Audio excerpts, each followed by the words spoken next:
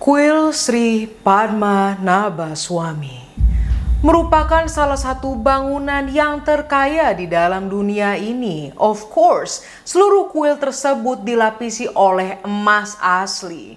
Dan tentu saja di dalamnya ada harta karun. Namun apa yang terjadi jika harta karun tersebut membawa sebuah bencana?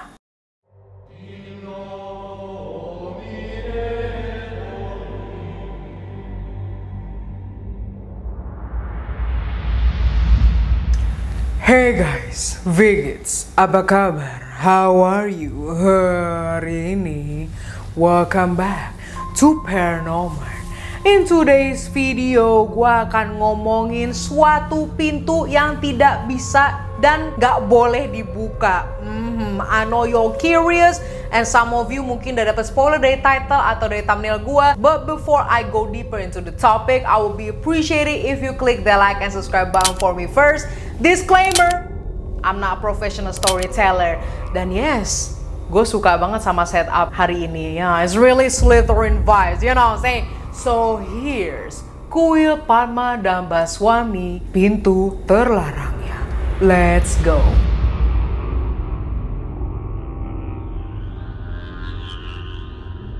Kuil Sri Padma Nabaswamy merupakan suatu kuil yang lumayan besar. Actually, it's really big untuk sebuah kuil. Nah, kuil ini letaknya di Tiruvananthapuram, India. Kuil ini dibuat untuk mendedikasikan kepada Dewa Wisnu. Nah, yang punya kuil Padma Nabaswamy ini adalah Lord Padma Nabaswamy sendiri. Namun, seiring berjalannya waktu, ya udah pasti kan penggantinya beda dong. Kuil ini dijalankan oleh perwalian yang dipimpin oleh keluarga kerajaan, dan kerajaannya itu adalah Kerajaan Travancore. Tetapi mulai November tahun 2015 kemarin, Mahkamah Agung India telah mencopot keluarga Travancore dari memimpin pengelolaan kuil tersebut. Jadi kuil ini benar-benar punya negara sekarang. Little did you know, kuil ini adalah salah satu dari 108 pusat pemujaan dalam Vaishnava. Nah, itu kuil udah dibuat, terus ditambahin lah struktural yang kayak emas-emasnya, terus tambah lebih gede di abad ke-16, dan jadinya bangunannya seperti ini, nggak pernah direnov lagi. It stays there. Seperti semua kisah harta karun tersembunyi, kuil Sri Padma Nabaswamy telah menjadi daya tarik di India selama bertahun-tahun, dan salah satunya itu diselimuti misteri dan ketakutan. So orang-orang itu kesana nggak cuma untuk wisata karena kuilnya itu bagus, but actually there's a mystery behind this temple. Jadi begini, di dalam kuil ini terdapat 6 level. Maksud gue tuh 6 pintu yang berurutan ke bawah. Jadi level 1, 2, 3, 4, 5, 6. Nah, tapi di kuil ini mereka bilangnya pintu atau vault. Vault A, B, C, D, E, dan F. Pada tahun 2011 kemarin, Mahkamah Agung India dan komite 7 anggotanya telah membuka 5 vault di dalam kuil itu.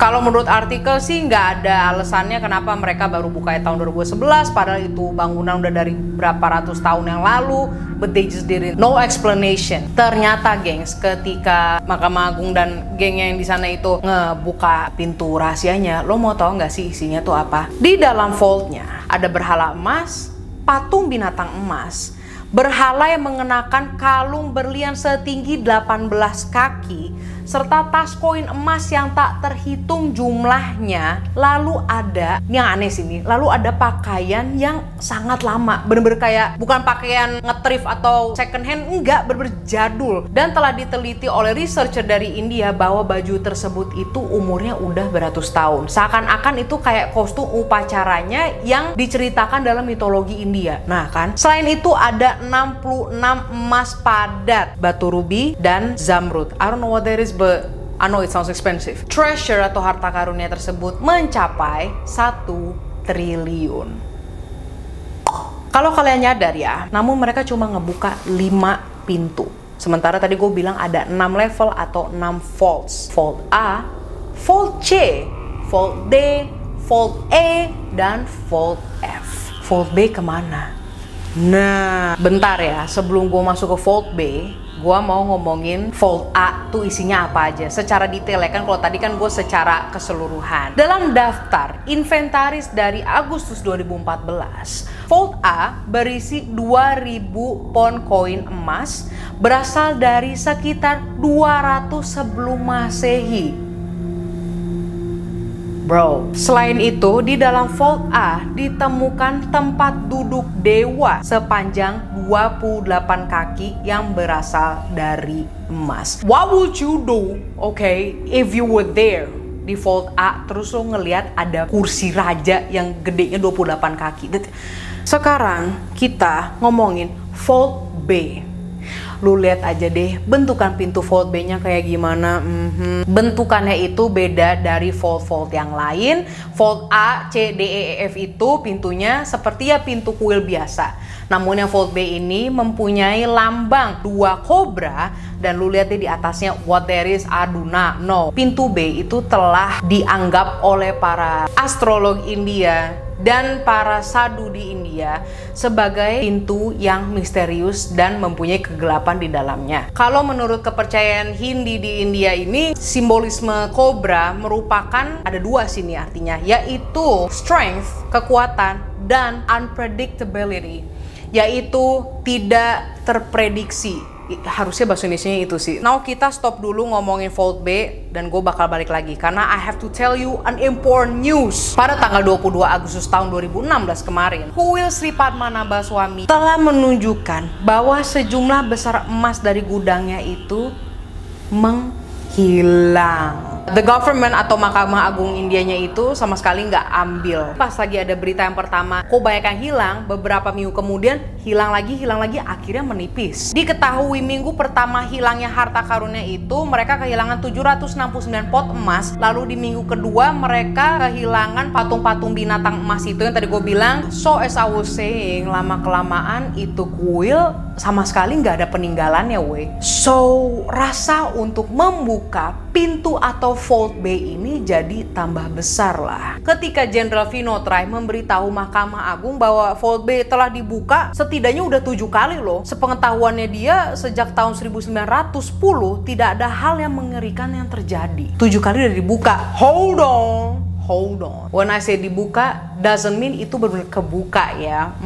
Itu pintu sama sekali nggak ada handle-nya, nggak ada doorknob-nya, lalu nggak ada bolongan untuk kunci juga. Mereka buka pintu tersebut, ternyata pas lagi udah dibuka itu berlapis. Di belakang pintu yang simbolisme kobranya itu dibuka ada pintu kayu. Setelah itu pintu kayunya juga susah dibuka. Mereka mencoba lagi attempt yang ketiga, ternyata bisa. Pas lagi dibuka ada lapisannya lagi, lapisan besi baja. Nah, pintu ketiganya itu sampai sekarang belum dapat terbuka. Telah diketahui bahwa menurut kepercayaannya orang-orang di sana, pintu tersebut hanya bisa dibuka oleh para sadhu yang tingkatnya itu udah tinggi banget.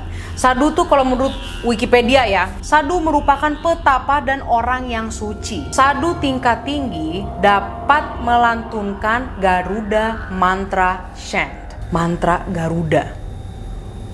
Jadi mau mereka gimana pun juga, atau mau diledakin, mau ditembakin, itu pintu nggak bakal kebuka kecuali sama seorang sadhu yang bisa menggunakan mantra Garuda. Namun sampai detik ini di dalam dunia ini yang memiliki Siddha Pursas yang sangat suci atau orang sadhu yang levelnya tinggi itu belum bisa sekuat yang mereka ekspektasikan. Mereka tahu mantranya tapi belum kuat enough. Dan ditambahkan juga jika ada upaya nih manusia ngebukain yang tadi gue bilang ngebomin itu terus pakai teknologi lain, pokoknya selain mantra Garuda lah ya, itu bakal ada bencana besar. Dan bencana itu bisa meliputi satu India. Kenapa mereka percaya dengan adanya kutukan atau kayak bad karma, karma yang jelek? Ada buku yang judulnya adalah Travancore sama dengan A Guidebook for the Visitor. Buku guide untuk para pengunjung. Di dalam bukunya, ini adalah cerita pengalaman-pengalaman orang-orang yang telah mencoba untuk ngebuka pintu B. Salah satunya adalah ada sekelompok peneliti Indian dan satu arkeolog dari Inggris ini mencoba ngebuka pintu vault B. Dan itu kejadiannya pada tahun 1931. Pengalaman sekelompok arkeolog dan peneliti itu telah diserang oleh kumpulan kobra-kobra yang datangnya itu nggak tahu dari mana. 4 orang dililit oleh kobra dan apparently mereka ini survive semua. 4 orang lagi dibikin sesat dalam kuil itu. Jadi mereka mencoba untuk keluar dari kuil tersebut namun tidak dapat menemukan exit atau pintu keluarnya berjam-jam. At the end yang selamat hanya 7 orang. 1 orang telah hilang di dalam kuil tersebut dan tidak ditemukan sampai kali ini. There's something inside the vault. Antara itu emang harta karun yang benar-benar mesti dijaga atau ada sesuatu di dalam itu. Like di previous video, nothing is impossible, bro. Lu tahu dunia ini banyak rahasianya, oke? Yes, mind you, gue itu salah satu orang yang percaya bahwa di dunia ini dalam laut nih, di dalam nih pasti ada kraken. At least lah. This is a cool story. I love hidden treasure, Indiana Jones, Tomb Raider. Lu lihat dong outfit gue udah kayak pakai jaket, you know, kayak di gengnya Tomb Raider, Lara Croft. Shit. I guess this is it. Thank you so much guys for watching Paranormal and I will see you in the next video. Do not forget to like and subscribe and goodbye.